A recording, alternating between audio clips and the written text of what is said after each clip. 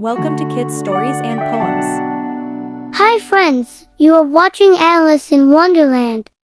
एक धूप वाले दिन एलिस और उसकी बहन बाग में सैर के लिए निकले और जब उसकी बहन किताब पढ़ने में मसरूफ थी, एलिस बहुत बोर हो गए। अचानक एलिस ने एक सफ़ेद खरगोश देखा जो जल्दी में था। अचानक एलिस ने खुद को बहुत गहरे कुएं में गिरते हुए पाया। फिर वो आखिरकार उतरी और उसने अपने आगे एक लंबा कॉरिडोर देखा। खरगोश गायब हो गया और वो बहुत से बंद दरवाजों की तरफ चलने लगी। उसने एक मेज पर रखी एक छोटी सुनहरी चाबी देखी जो पर्दे के पीछे दरवाजे में बिल्कुल फुट बैठी थी। उसने चाबी का इस्तेमाल करते हुए दरवाज़ा खोला और एक खूबसूरत जंगल देखा, लेकिन दरवाज़ा बहुत छोटा था और एलिस दरवाजे से फुट नहीं हो सकती थी। एलिस ने चाबी के साथ मेज पर रखी एक बोतल देखी। उसने बोतल ली और उसके अंदर मौजूद दवाइयाँ पी ले। जैसे ही इसने दवाइयाँ पी ले, एलिस सिकुड़ने लगी। वो छोटी सी हो गई और दरवाजे से गुजरने में कामयाब हो गई, जहाँ उसने दोबारा सफ़ेद खरगोश देखा। खरगोश ने एलिस से कहा कि वो अपने दस्ताने और हाथ का पंखा अपने घर से ले आए। एलिस सफ़ेद खरगोश के घर गई और उसके दस्ताने और हाथ का पंखा मिला। इसने खरगोश की मेज़ पर दवाइयों की बोतल भी देखी। उसने सोचा कि दवाइयाँ उसे मामूल के साइज़ में वापस ले आएंगी, इसलिए इसने इसे पी लिया। अचानक वो इतनी बड़ी हो गई कि घर के आसपास के जानवरों ने घर को निशाना बनाकर पत्थर बरसाना शुरू कर दिए। वो पत्थर जो जानवर इस पर फेंक रहे थे वो छोटे केक में बदल गए। एलिस ने वो छोटे केक खाए और सिकुड़ना शुरू कर दिया और घर से निकल गई, लेकिन वो परेशान थी कि वो फिर से छोटी हो गई।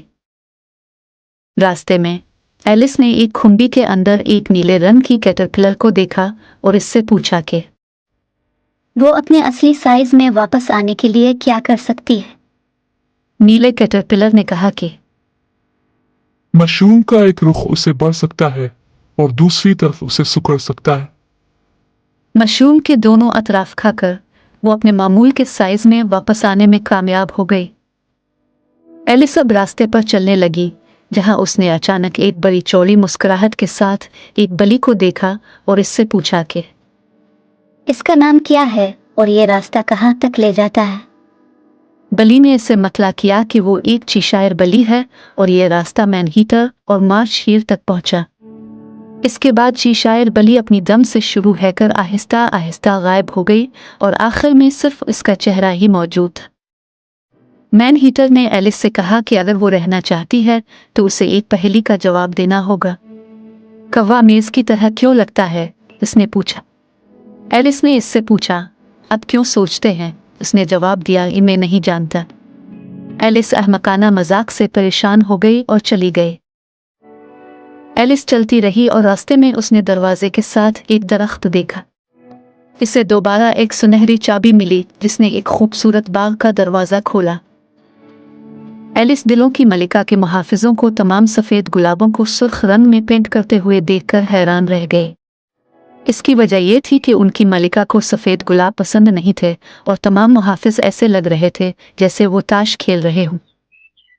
अगले ही लम्हे मलिका बाग में आई और एलिस को क्रिकेट खेलने की दावत दी। एलिस ये देखकर हैरान रह गई कि हेजहॉग को गेंद के तौर पर और फ्लेमिंगो को क्रोको मिल्टस के तौर पर खेल में इस्तेमाल किया गया था।